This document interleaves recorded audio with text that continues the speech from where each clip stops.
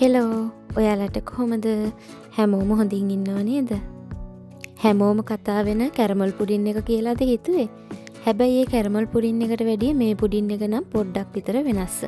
මොකද මම මේක හදන්න පොඩි සීක්‍රට් දෙයක් පාවිච්චි කරා. ඉතින් හැමෝම හදන හැම තැනම තියෙන ඔයාලා සාමාන්‍යයෙන් කරන කැරමල් පුඩින් එකට වැඩිය මේක චුට්ටක් විතර වෙනස්. මොකද මම මේකට ගත්ත ඉන්ග්‍රේඩියන්ට්ස් පොඩ්ඩක් විතර වෙනස් කරලා තමයි ගත්තේ. ඒ වුණාට මේකේ රස නම් අපි සාමාන්‍යයෙන් කන කැරමල් පුඩින් එකටත් වඩා ගොඩක් රසයි කියලා තමයි මම නම් හිතන්නේ. ඉතින් සාමාන්‍යයෙන් අපි හදන කැරමල් පුඩින් එක වගේම මේක හරිම ලස්සනට ඒ වගේම හරිම රසට තියෙනවා. ඉතින් ඔයාලා අනිවාර්යයෙන්ම මේ රෙසිපි එක try කරලා බලන්න. මම ඔයාලට කියලා දෙන්නම් මේක කොහොමද කරගන්නේ කියලා. මම අද මේ කැරමල් පුඩින් එක හදාගන්න බිත්තර 6ක් පාවිච්චි කරනවා. ඒ වගේම සීනි ග්‍රෑම් 150ක් පාවිච්චි කරනවා. ෆ්‍රෙෂ් මිල්ක් වලින් මිලිලිටර් 500ක් අරගන්නවා. ඒ වගේම මම කියවනේ මේකට සීක්‍රට් ඉන්ග්‍රීඩියන්ට් එකක් පාවිච්චි කරනවා කියලා. අන්න ඒක තමයි මේ තියෙන්නේ. මම අද මේ කැරමල් පුඩින් එකට ක්‍රීම් චීස් පාවිච්චි කරනවා. ඉතින් මේ බ්‍රෑන්ඩ් එකේ ක්‍රීම් චීස් එකක් තමයි මම අරගන්නේ. ඔයාලට ක්‍රීම් චීස් වෙනුවට ලංකාවේ අයට නම් චෙලෝ එකේ තියෙන මී කිරි එක ගන්න පුළුවන්.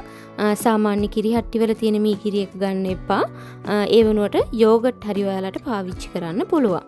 ඉතින් මම මුලින්ම මම ගත්ත සීනි ග්‍රෑම් 150න් සීනි මේස හැඳි 4ක් මේ විදිහට දාලා ඒක කැරමල් කරගන්නවා මුලින්ම. තිත්ත රස එන්නේ නැති වෙන්න සාමාන්‍ය විදිහට ඔයාලා පෑන් එක කරකවන ගමන් කැරමල් කරගෙන ඊට පස්සේ මම මේකට උණු වතුර මේස හැන්දක් එකතු කරගන්නවා. උණු වතුර මේස හැන්දත් එකතු කරලා මේ කැරමල් එක මේ විදිහට මම ලෑස්ති කරගන්නවා.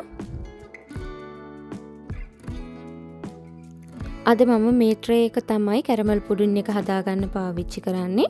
ට්‍රේ එකට මම මුලින්ම බටර් ටිකක් තවරගත්තා.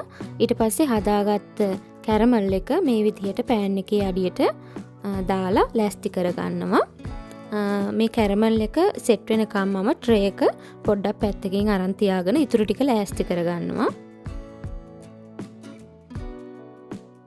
මුලින්ම මම මේ වගේ ටිකක් ලොකු වෝල් එකක් අරගෙන ඒකට ක්‍රීම් චීස් එක මේ විදිහට කඩලා එකතු කරගන්නවා.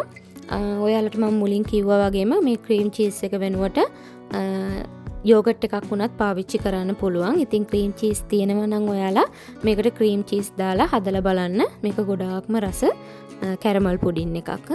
ඉතින් මම මුලින්ම මේ විදිහට ක්‍රීම් චීස් ටික එකතු කරලා ඒක විනාඩියක් විතර බීට් කරගන්නවා. මම ස්පීඩ් එක චුට්ටක් වැඩි කරලා තමයි මේක බීට් කරගන්නේ.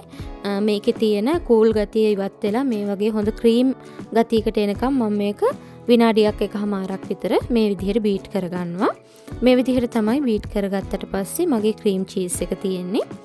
ඊට පස්සේ මම බිත්තර 6 මේ විදිහට අරගෙන ඒක විස්ක් එකක් පාවිච්චි කරලා හොඳට මික්ස් කරගන්නවා. බිත්තර ටික නම් හොඳට මික්ස් වෙන්න ඕනේ. නැත්නම් මේ කැරමල් පුඩින් එක අපිට හරියට හදාගන්න බෑ. ඒ නිසා ඔයාලා මේක විනාඩි 4-5ක්වත් මේ විදිහට විස්ක් එකක් පාවිච්චි කරලා බීට් කරලා අරගන්න.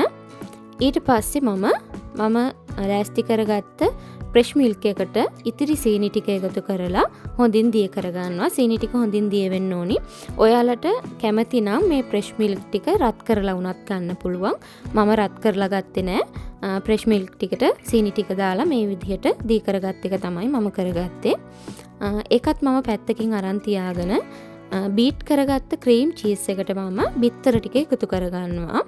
මුලින්ම බිත්තර ටික එකතු කරලා විස්ක් එකෙන් පොඩ්ඩක් මේ විදිහට කවලම් කරලා ඊට පස්සේ මම මේක විනාඩියක් එකමාරක් විතර බීට් කරගන්නවා. මොකද ක්‍රීම් චීස් ටික බිත්තර ටිකත් එක්ක හොඳට දිය වෙන්න ඕනි. කෑලි ගතිය වගේ තියෙනවා ක්‍රීම් චීස් එකේ. ඒ නිසා අපි මේක අනිවාර්යෙන් බීට් කරගන්න ඕනි. ගොඩාක් වෙලා බීට් කරගන්නේ නැහැ. උපරිම විනාඩි එකමාරක් විතර ඔයාලා මේක බීට් කරගත්තම ප්‍රමාණවත්. ඉතින් හොඳින් බීට් වුණාට පස්සේ ඔයාලා බලන්න ක්‍රීම් චීස් එකේ ලොකු කෑලි තියනවාද කියලා. පොඩි කෑලි තිබ්බට නම් ප්‍රශ්නයක් නැහැ. මේ විදිහට තමයි මම බීට් කරගත්තට පස්සේ මිශ්‍රණය තිබුණේ. ඊට පස්සේ මම මේකට ෆ්‍රෙෂ් මිල්ක් ටික එකතු කරගන්නවා. ෆ්‍රෙෂ් මිල්ක් ටිකත් එකතු කරගත්තට පස්සේ මේකත් විනාඩි 2-3ක්වත් කවලම් කරගන්න ඕනි. මේ අපි දාපු හැම දෙයක්ම හොඳින් මේ මිශ්‍රණය කවලම් කරලා අරගන්න ඕනි. නැත්නම් අපිට හරියට පුඩින් එක හදාගන්න බැරුව යනවා. දැන් මගේ ට්‍රේ එකට දාගත්ත කැරමල් එක හොඳින් සෙට් වෙලා තමයි තියෙන්නේ. මම මේ හදාගත්ත මිශ්‍රණය පෙරලා තමයි එකතු කරගන්නේ. මොකද ක්‍රීම් චීස් වල කෑලි පොඩ්ඩක් කොහොමත් ඉතුරු වෙනවා අපි බීට් කරගත්තට. අපිට ගොඩාක් වෙලා බීට් කරගන්නත් බෑ. එහෙම වුණොත් මේ පුඩින් එක වෙනස් වෙනවා. ඉතින් මේකේ තියෙන ක්‍රීම් චීස් කෑලි හැම එකතු වෙන නිසා මේ විදිහට අනිවාර්යයෙන්ම පෙනේරකින් පෙරලා ඔයාලා මේකට එකතු කරගන්න.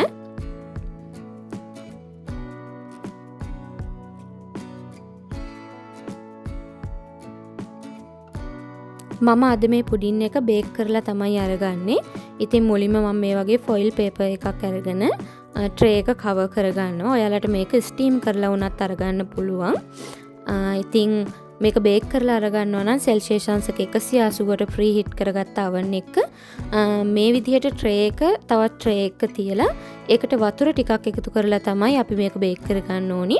ඉක්මනින් බේක් කරගන්න ඕන නිසා මම මේ විදිහට උණු වතුර ටිකක් තමයි අද පාවිච්චි කරේ. ඉතින් සෙල්සියස් අංශක 180ට මේක විනාඩි 50ත් 60ත් අතර බේක් කරලා අරගන්න පුළුවන් ඔයාලට.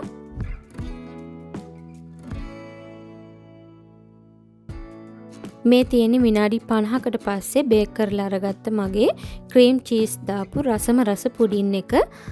ඉතින් මම මේ විදිහට ටූත් පික් එකක් දාලා බලනවා ඇතුළ හොඳටම බේක් වෙලාද තියෙන්නේ කියලා. ඉතින් ඔයාලා විනාඩි 50කුත් ගිහලා බේක් වෙලා නැත්නම් තව විනාඩි 10ක් විතර මේක oven එකට දාලා අරගන්න. මම මේක සෙට් වෙන්න පැය 2ක් විතර ෆ්‍රිජ් එකේ දාලා තියාගන්නවා. ඊට පස්සේ මම ඔයාලට පෙන්නන්නම් මේ ක්‍රීම් චීස් දාපු පුඩින් එක කොහොමද තියෙන්නේ කියලා. මේ තියෙන්නේ පැය 2ක් ෆ්‍රිජ් එකේ දාලා අරගත්ත මගේ පුඩින් එක. ඉතින් මේක හොඳට සෙට් වෙලා තියෙන්නේ. මම මේක අනිත් පැත්ත හරවලා පෙන්නන්නම් ඔයාලට. මුලින්ම මම මේකේ වට චුට්ටක් මේ විදිහට පිහියක් පාවිච්චි කරලා බුරුල් කරගන්නවා. අපිට එතකොට මේක පහසුවෙන්ම අනිත් පැත්ත හරවලා අරගන්න පුළුවන්. ඉතින් මම ඔයාලත් එක්ක මේක අනිත් පැත්ත හරවලා පෙන්නන්නම් මේ පුඩින් එක කොහොමද තියෙන්නේ කියලා.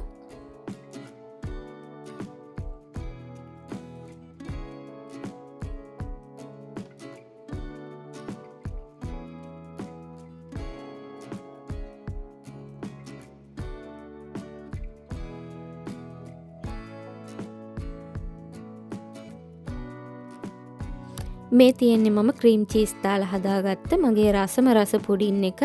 ඉතින් හොඳටම බේක් වෙලයි තියෙන්නේ. ඒ වගේම සාමාන්‍ය පුඩින් එකක් වගේම තමයි. මේකේ රසෙන් තමයි පුඩින් එකේ වෙනස ඔයාලට හොයන්න පුළුවන් වෙන්නේ. නැත්තම් ඉතින් මේක සාමාන්‍ය පුඩින් එකක් වගේ තමයි තියෙන්නේ. හොඳටම බේක් වෙලා තියෙනවා. ඉතින් ක්‍රීම් චීස් දැම්මා කියලා මේක උඩින් වෙනසක් පේන්නේ නැහැ. සාමාන්‍ය කැරමල් පුඩින් එකක් වගේම තමයි තියෙන්නේ.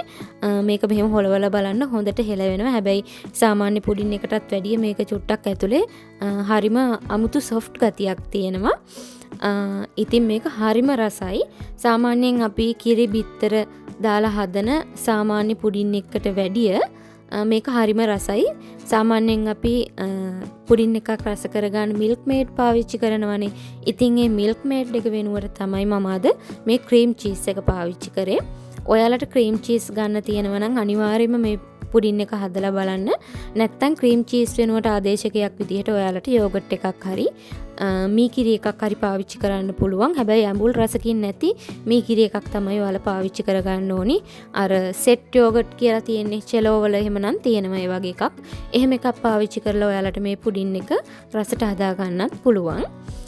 ඉතින් මේක කපලා බැලුවම මේ විදිහට තමයි තියෙන්නේ. හරිම රසයි. මට නම් සාමාන්‍යයෙන් අපි හදන පුඩින් එකකට වැඩිය මේක ගොඩාක්ම රසට තිබුණා.